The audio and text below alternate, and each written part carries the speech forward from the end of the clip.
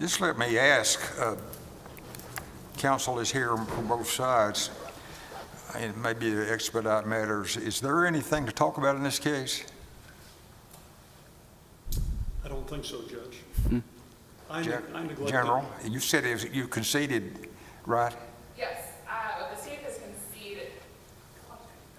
The state has conceded. We disagree about, I guess, what exactly the issue is, but the state agrees that the 6-year sentence was not proper and that it should be remanded for resentencing. Does that suit the defendant? Your Honor, I approached this from a different angle, thinking and believing the judge had defied logic in his sentence. Well, step on up here and introduce yourself Phil Duval, Judge. and say your piece. Yes, sir. I initially filed this arguing that the court had defied logic in imposing the maximum sentence on these 2 C felonies. The state, of course, has now pointed out that I neglected to cite the statute which would have required the trial judge to impose the minimum sentences of 3 years in these 2 cases instead of 6. Well, I'm hearing it sounds like there's some issue that we need to help out with so that the trial judge will know what to do when you get back to Bradley County. Am I wrong about that? Is there some issue you disagree about? I believe the state is agreeing that the court should have imposed a 3-year sentence to the aggravated burglary case and 3 years. I'm getting the vibe that she's not agreeing to that. Okay. Based upon her facial expressions, but and I only say this because I want to help the trial judge out here so that when you get back, Mr. Duval, there won't be some issue that the trial judge isn't clear about. If we can help with that, let's do it. Well, maybe the state can enlighten me on the application of the code section it relied upon. I'm happy to present the state's argument. Catherine Redding on behalf of the state. The trial court did err in imposing 6-year sentences. The defendant's argument, as I understand it, is that the trial court abused its discretion in imposing these 6-year sentences because the maximum sentence was not justified given his lack of a criminal record in his youth. It's the state's position that the reason the trial court's imposition of 6-year sentences is error is because the court sentenced the defendant as an especially mitigated offender, so it wasn't allowed to get to 6 years. So because based on the classification as an especially mitigated offender, the trial court had to start at the minimum sentence, which is 3 years. And so I think we're in agreement with the defendant that 3 years is kind of where the trial court should start.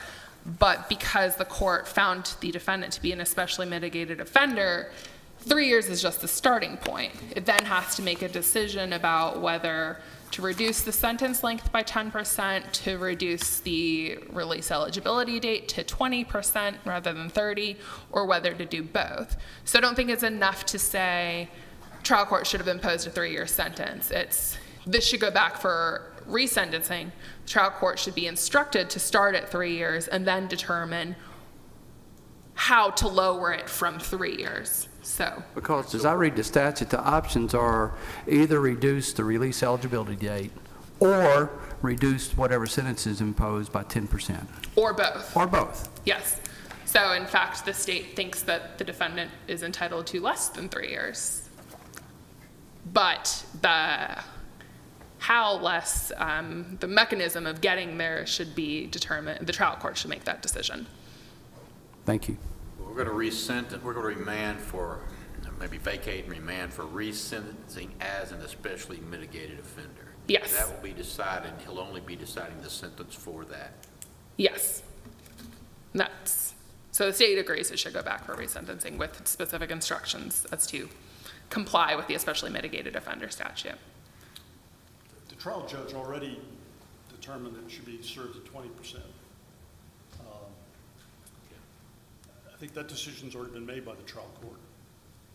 The release eligibility date should be reduced to 20%? Well, the trial court already made that decision at sentencing. Well, you said sentenced at 20%.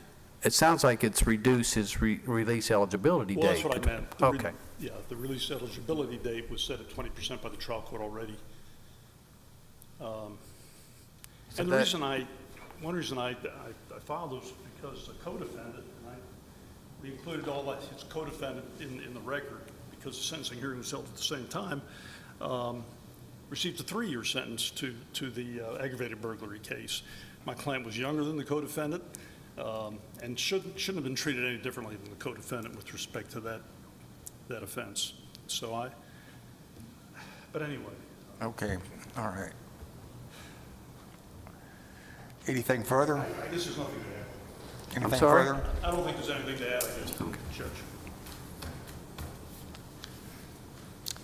Very well, thank you. Let's call the next case, please. State of Tennessee versus Anthony Cornelius Bayless.